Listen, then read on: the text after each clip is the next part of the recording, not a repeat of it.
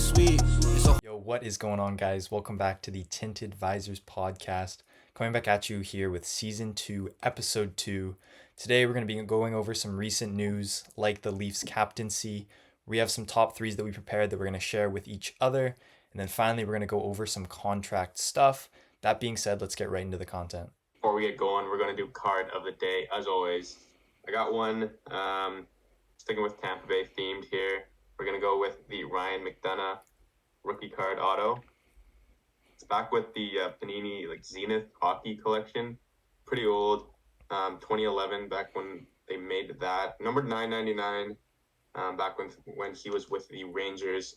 Great shutdown defenseman coming back for his second tour with the Tampa Bay Lightning. Hopefully he can stabilize that decor. But it's a sick card. You don't really see too much of him around, especially an autograph. So I was lucky to get my hands on it. I think pretty cheap, $5 or $10, nothing too much. But great pickup for the Lightning collection. Yeah, sick card. I don't think I've ever seen that one. Was expecting to go with something that we purchased recently. Kenny and I went to a card show this weekend. So I didn't get anything. I didn't get a card. Oh, you just got that right. Okay. Well, yeah. McDonough, great player. Hopefully he can stabilize that Tampa decor, like you said, with the loss of Sergachev. So yeah, my cards going with two. Kenny can probably guess which two, but they were picked up at this card show we mentioned this past weekend. Not hockey, but we have two Timo Werner World Cup cards. This is just the basic prism, and then we have the blue, red, and white variation. Both PSA 10s. Kenny and I walked into the show. I saw him sitting there. And, the owner was kind of telling me take a chance on Timo. And, I love him as a player. So I had to take a chance. Some sweet cards. They'll be in my collection forever. Yeah, you got a pretty big collection now, 4 or 5 cards of him. And the owner was basically begging you to take on those cards. He's got some upside, though. He's still pretty young. If any of you guys follow soccer, he's pretty good. I would say he's pretty good. He gets a lot of hate for no reason, especially in his Chelsea days. But I like him as a player. Yeah, I hope he can turn it around. I think he just needs to learn to finish a little better from what I've seen. But yeah, once he figures that out, I think the sky's the limit for him. Getting right into the content. It's August, so you would think that the news is kind of slow, but got some pretty big headlines coming out right now. First things first, the Maple Leafs make Austin Matthews the 26th captain in their franchise history. And you may be wondering, John Tavares got traded. When did I hear about that? You are wrong. John Tavares is still on the team. They said he's in full support of this decision. I don't know how much of that I believe, but Caden, give me your initial thoughts. Give me sort of what you think about how they handled the situation, maybe how Matthews will be as a captain. And then does this even get them over the hump? Is this the biggest change that's going to affect them? Yeah, if you were to talk to Leaf fans when they were eliminated back in May by the Boston Bruins yet again, they'd say trade Marner, they'd say make a big trade, shake up the front office, and going into the offseason, that's what they'd be hoping for. If you were to tell them they would change the captaincy back in May, I think the Leaf fans would probably punch you in the face. When they thought massive change, this is not what they were thinking of, and I think it's a huge letdown if you're a Leafs supporter.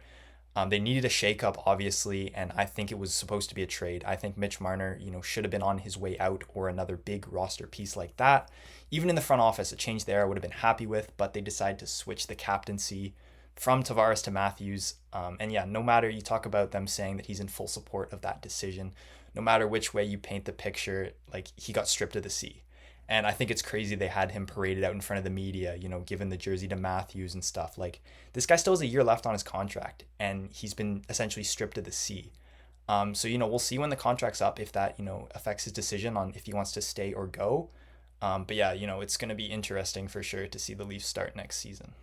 Yeah, and you say stripped, and the Leafs came out and stated that they made it clear it wasn't a stripping, but it basically is. The news came out about a month ago that they were planning on doing it, and then based off of that, John Tavares has basically no other option but to give it up. So in that sense, I guess he gets to keep his dignity a little bit, but it's basically a stripping. I just don't understand why they do it now. Like you said, he's still got 1 year left. You might as well just let him ride it out as the captain.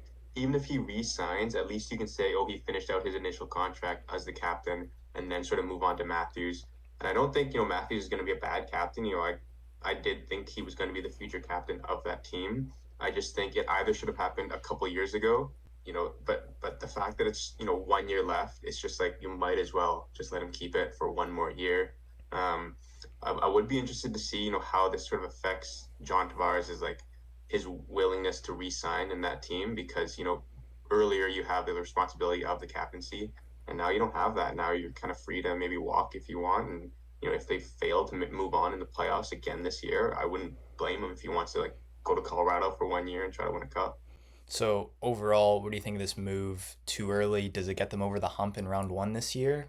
It's unnecessary. Like I said, they might as well just let him finish it out. I don't think that it really changes the dynamic in that change room. Obviously Austin Matthews was already a leader, and John Gars was going to stay, being a leader. It's not like he's just going to shut up for the rest of the season, right? He's going to obviously keep leading that team. He's now the veteran presence, and it's not like Austin Matthews is going to lead more than he was before. Obviously, he was leading in the past, and he will continue to do so. I don't think this is not the reason they get over the hump. If they do get over the hump, it's because of the defense they brought in. It's because of the goalie change. It's because of the coaching change. If they do make it to the final, if they win the Stanley Cup, do not Phew. come to me and tell me that the captaincy change is the reason for it. If they move on, it's because of those other decisions that they made. You used this expression a couple of weeks ago. They're kind of just throwing a bunch of stuff at the wall and hoping something sticks. If anything sticks, it's going to be those, personnel changes, the defense, the goaltending. It's not going to be this captaincy thing. I don't think that's going to be the main reason why they move on, or if they move on in the playoffs. Last week we talked about the top three teams that missed that would make the playoffs and so on. We're going to stick with the top three theme, and we're going to go with top three rookies that we're excited to see. For no particular reason, they don't have to be Calder favorites or anything, just personal choices. And, we're going to show some love to the young guys. We might as well show some love to the old guys. We're also going to do top three players over 35 years old, which ones we are most excited to watch. Caden, give me your top three rookies. Top three. So my first one, I'm actually gonna go with a duo here. It's gonna be, maybe a little bit chalky, but we're gonna go with Macklin Celebrini and his teammate Will Smith. Smith, just a year removed from being that number 4 pick in the draft, and Celebrini obviously was the number 1 pick this past draft. A lot to look forward to in San Jose, and especially if these two young guys can get on a line together, I think they're going to be super fun to watch, and I will definitely be tuning in to some San Jose games to watch these guys. The next player, one of the biggest rookie names this season, we have Matvei Michkov, who decided this offseason that he's going to come over from Russia a little earlier than some anticipated, which is why he fell in the draft. But yeah, super excited. He has the skill set, was the second best prospect in that draft behind Bedard. If he didn't have that KHL contract, I think he would have gone too, which isn't, I don't think outrageous to say. And finally, my third one, some people may forget that he's classified still as a rookie, but we're going to go out of Dallas with Logan Stankoven. Undersized winger, has been a scorer at every level. Can that translate to the NHL? No one knows. He's definitely going to have that help in Dallas, projected on the second line with Wyatt Johnson and Jamie Benn right now. But yeah, super excited for him. Explosive player. Dark horse for the Calder in an extremely loaded 2025 rookie class. Those are all very solid picks. A lot of young rising stars. For me, number one, same as you, Matvei Michkov. Like you said, people talk about him being the second best player in that draft class, and I really hope we can see some glimpses of that this season. I don't think it's going to be super consistent. Obviously, first season you kind of just get the jitters out, but getting to play with a guy like Travis Konechny, Joel Farabee, there's a lot of skill in that Philadelphia Flyers lineup. I would be interested to see if his creativeness is kind of held back with a coach like John Tortorella, or if you'll let him, fully embrace who Matvei Michkov is. He does pull off stuff like the Michigan, and we know how Tortorella thinks about that. So we'll see. Second for me is defenseman Lane Hudson. Arguably one of the best defensemen in college since Cale Makar. Not really sure if I can think of anyone else who was that solid as a defenseman in college. But he comes in, he had 49 points in 38 games with BU, comes into a really young team in Montreal, and he could, take up a lot of minutes and put up a lot of points for them. He could potentially be their number 1 guy by the end of the season. And third for me, Cutter Gauthier. Can't forget the storyline, especially when they go and play Philly. There's going to be a lot of booze in that arena. I think, best thing for the storyline is if him and Drysdale both have a great season. I think it'll be really, really cool to watch. Philly fans will be thinking, we don't need you. Drysdale's doing really well. And Cutter Gauthier is going to be thinking, I don't need you either. I'm doing great in Anaheim. So storyline, it's writing itself. I think it's going to be one to watch for sure. And of course, the top three 35 plus players that we were excited to watch. Mine are pretty basic, so I'm just going to rip them off here. Sidney Crosby entering his 37-year-old season, 93 points and at 94 points the past 2 seasons. We'll see if he can will his team into the playoffs. And if not, there's no extension yet. Could we see him on the move? If you retain half that salary, you could flip him for a boatload of prospects. Second on the board, you can't talk about Crosby without talking about Ovechkin. Offense got significantly better in Washington, and with 41 goals away from Wayne Gretzky, I wouldn't put it past him. If he can get 30 by the 3-quarter mark, his teammates are just going to be feeding him puck after puck, trying to get that 41 mark and try to pass the record. Last on my list, I have Claude Giroux. I think best case scenario for him is for Ottawa to have a bad season, and therefore he can get traded to a contender of his choice. Just because I think if Ottawa has a good season and they make the playoffs, they ultimately keep him on. And I don't see Ottawa winning the cup. So I think best case for him, if he wants to win a cup this year, it's got to have a bad season with Ottawa and then try to go to like a Colorado or maybe even a Dallas or something. Three great picks. Before I rip off mine, just with the Ovi one, was that a little bit of a hot take mixed in there that Ovi breaks the goal record this year? Is that what I heard? I said it last year. I said it last year. Within 2 years, he'd have the record. Confidence is definitely lower than it was last year, with 31 goals this past season. But like I said, the offense is better. Yeah. They got a lot of good pieces. They lose Backstrom and Oshie. I think that might hurt them a little bit. But, I have confidence in Dubois. And I think if Dubois centering that line, I think he could touch 35 and maybe go for 40. Hey, well, if he does, you heard it here first. But yeah, going into my three, I have two that are the same as yours, Crosby and Ovi. I think they're both no-brainers. The headline out of Pittsburgh is, can he drag them back to the playoffs? Can Crosby do it? And, there's no talks of extensions like you mentioned. So, will he get traded? Chase one last cup, How long is he going to be playing for? A lot of headlines out of Pittsburgh. And then with Ovi, the goal record's the biggest thing. And yeah, you mentioned that improved Caps team. It's going to be fun to watch him with a better capital team around him. But yeah, always entertaining to watch. Going to be super excited to watch him this season. And my last guy is Anze Kopitar. He had 70 points last year in his age 36 season. He's turning 37 in about a week.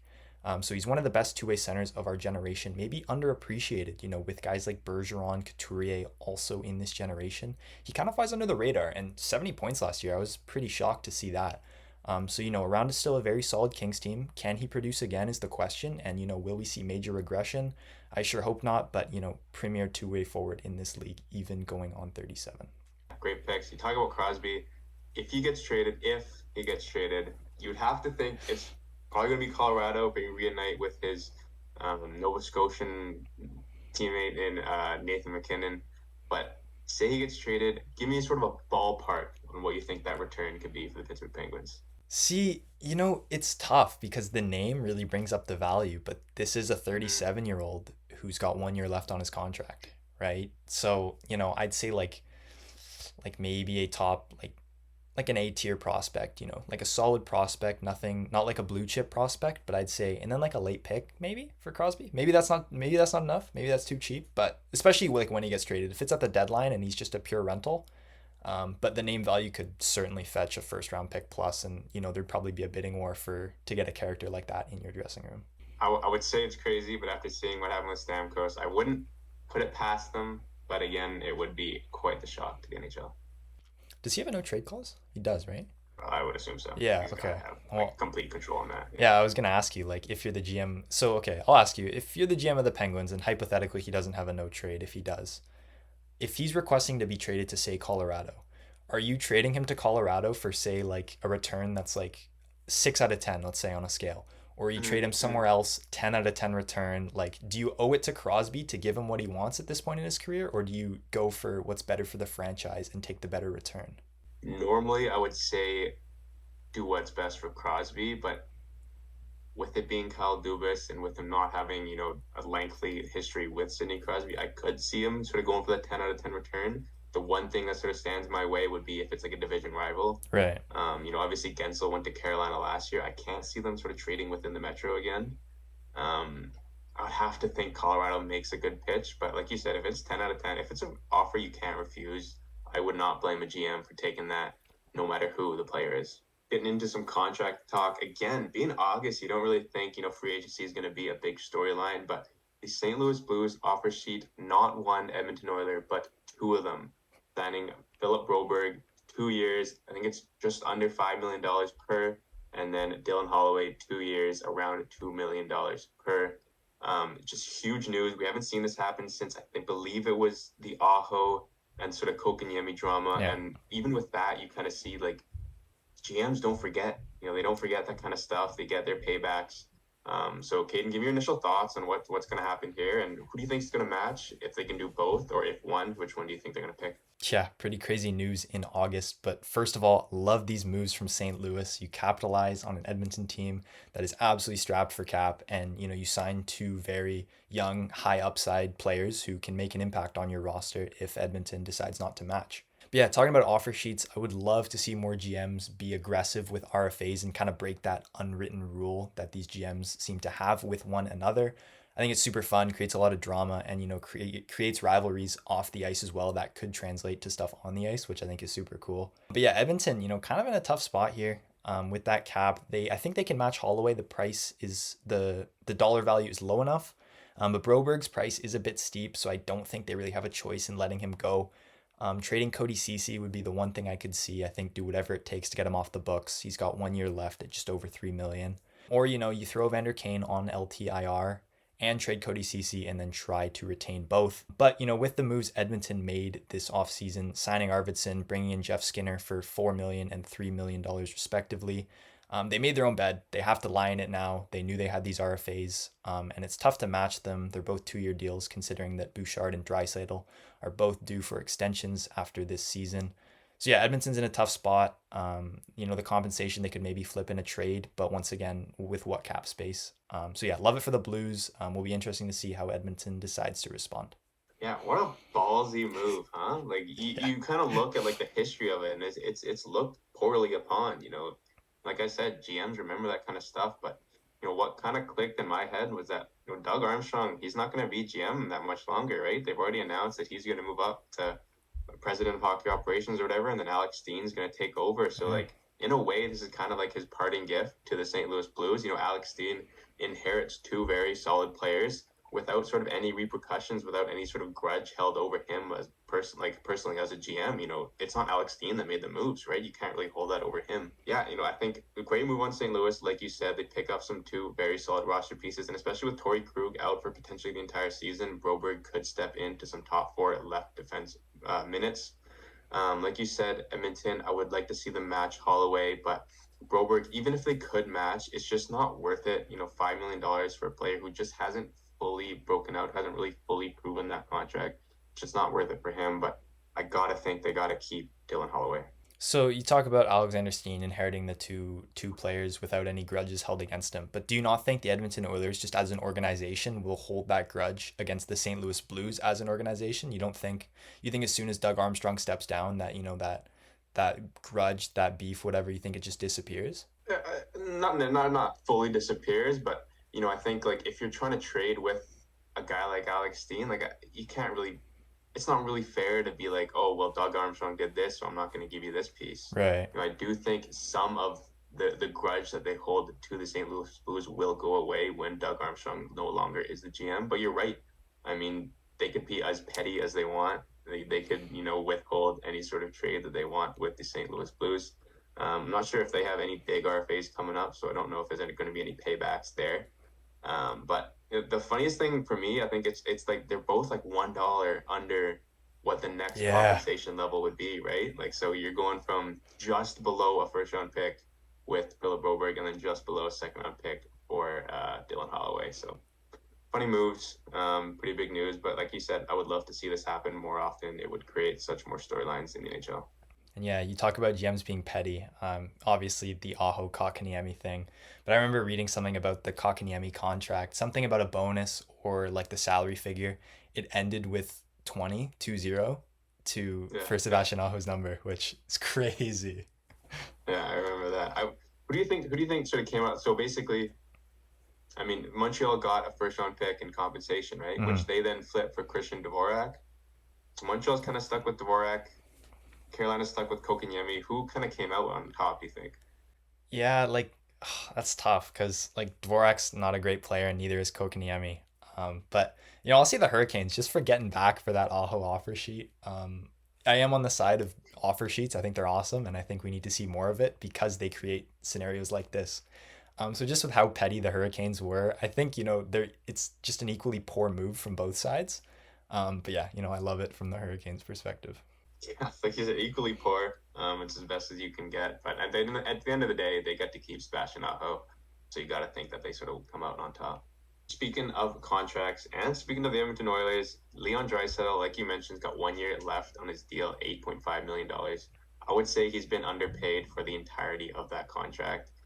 He's gonna need a big pay raise. Caden, give me a ballpark on what you think the next contract looks like. It's tough. Don't think he's taking a pay cut again. Like you said, underpaid his whole career. So with the cap going up, I think he easily becomes the highest paid player in the NHL. I think he goes for the full 8 years, and I could see the AAV being anywhere from 14 to 14.5. But yeah, just for simplicity, I'd say 8 by 14 is a solid number for Draisaitl. Wow, wow, okay, that's respectable. I was leaning more on 13 just because I was kind of scared of going any higher than that. But that's a fair value, and even not even mentioning that McDavid is up right after that. Yeah, So even if he is the highest paid player, for next season, the season right after that, it's going to be taken over by McDavid. But do you think the window kind of ends with those contracts? Then there's no way you could compete with two guys making literally $30 million. yeah. Like at that point, they're just selling tickets, selling jerseys, right? Like I don't. You have two of the best players in the world, obviously. Still, arguably both top five. But it's hard to build a team around, like you said, those two guys making that much money. And the reason I say Draisaitl at 14, the cap is going up. I don't think he's worth 14 right now in the NHL, but that's what he's going to demand. And, Edmonton's kind of handcuffed. They have to keep him because if they don't, there's a high chance McDavid walks as well the year after. But yeah, I think their best chance to win is this next season before, Bouchard and Draisaitl both decide to cash in. Yeah, I mentioned it with Florida kind of having a 2 year sort of window, making the finals and then winning it the next year. And I think Edmonton's kind of in the same boat. They made it to the finals this year and they got to win it next year because after that, with all the contracts that are up, I think it's going to handicap them and they won't be able to compete after. But just for the sake of having fun, say they're way out of a playoff spot come trade deadline time, say he doesn't have an extension in place, you retain half, you cut that deal, so he's making $4.25 million. You trade him off. Give me a ballpark of what Oh, that return could look like. oh. Is it at least 3 first round picks, or is that too much? Well, it depends if he's a rental or not. I think teams would want to talk to him about an extension first before they trade for him. But yeah, with an extension, I think it would break the league. Like we are looking at, multiple first round picks, a blue chip prospect, like a young roster player. Edmonton can ask for anything they want, really. But yeah, that trade would easily break the internet. What do you think? It's got to start with 3 first round picks for me, and then probably the team's best prospect. But I mean, like especially if you're retaining half, you're getting like an 120 point player for $4 million. Yeah. Adding that to obviously it's going to be a contender. So you add that, say to like Colorado, like they're just gonna run the league after that. When have we even seen a trade It like would be so that? crazy. When have we even seen a Hmm? trade like that? How long's it been?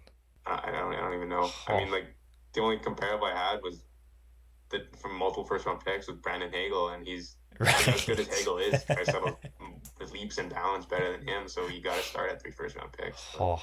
yeah, I can't think of a single player who had that much sort of trade height.